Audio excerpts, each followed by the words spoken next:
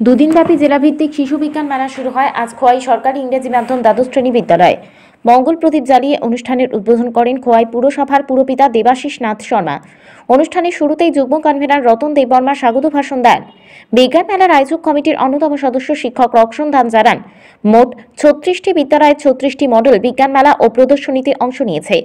আগামীকাল প্রদর্শনীর শেষ দিনে থাকবে বিজ্ঞান বিষয়ক সেমিনার অর্থাৎ আলোচনা চক্র এবং পুরস্কার বিতরণী অনুষ্ঠান। আমাদের এই অনুষ্ঠানগুলির লক্ষ্যই হলো বিদ্যালয়ে পাঠরত ছাত্রছাত্রীদের তাদের যে মেধা, তাদের যে বিজ্ঞান নিয়ে ভাবনা চিন্তা, তাদের যে শিক্ষা, তার যেন আরো বিকাশ ঘটে। বিদ্যালয়ে এসে তারা যে শিক্ষা অর্জন করছেন তার বহিঃপ্রকাশ ঘটানো, তাদেরকে উৎসাহিত প্রদান করা, তাদের মধ্যে থাকা গুণগুলিকে সকলের সামনে তুলে ধরা, এই প্রচেষ্টাই এই বিজ্ঞান মেলার মূল লক্ষ্য।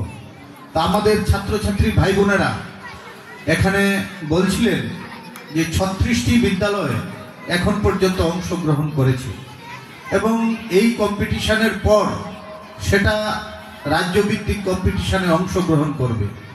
তা আমরা প্রত্যাশা করি এই যে উদ্যোগ বর্তমান সময়ে আমাদের শিক্ষা ব্যবস্থার যে অগ্রগতির সঙ্গে তাল মিলিয়ে ছাত্রছাত্রীদের আগামী ভবিষ্যৎকে সুন্দর করতে অবশ্যই সহায়ক হবে। মনোভাবাপন্ন তাদের যে উদ্ভাবনী যে চিন্তাধারা, যাদের যে নূতন নূতন চিন্তাধারা, তার প্রচার প্রসার এবং বিকাশ ঘটানোর জন্য এইরকম বিজ্ঞান মেলা, বাল বিজ্ঞানীদের নিয়ে এরকম অনুষ্ঠান হচ্ছে।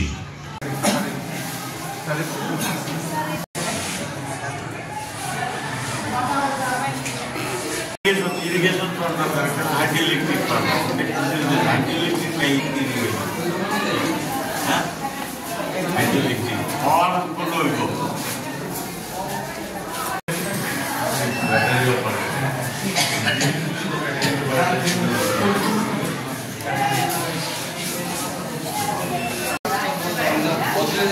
মানে এই যে দলের যে পোস্টের কারণে পিছিয়ে পেছনে লাগার কারণে এই সিগন্যাল দেবো তোমাকে করতে যাবো লাগবে তারা এখানে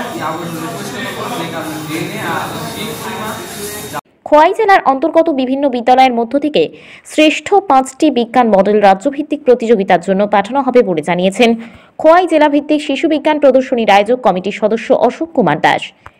এই অনুষ্ঠানে বিশেষ অতিথি হিসেবে উপস্থিত ছিলেন সুব্রত মজুমদার, জেলা শাসক ও সমাহর্তা চাঁদনী চন্দ্রন। খোয়াই থেকে প্রদীপ ঘোষের রিপোর্ট, ত্রিপুরা পাইওনিয়ার।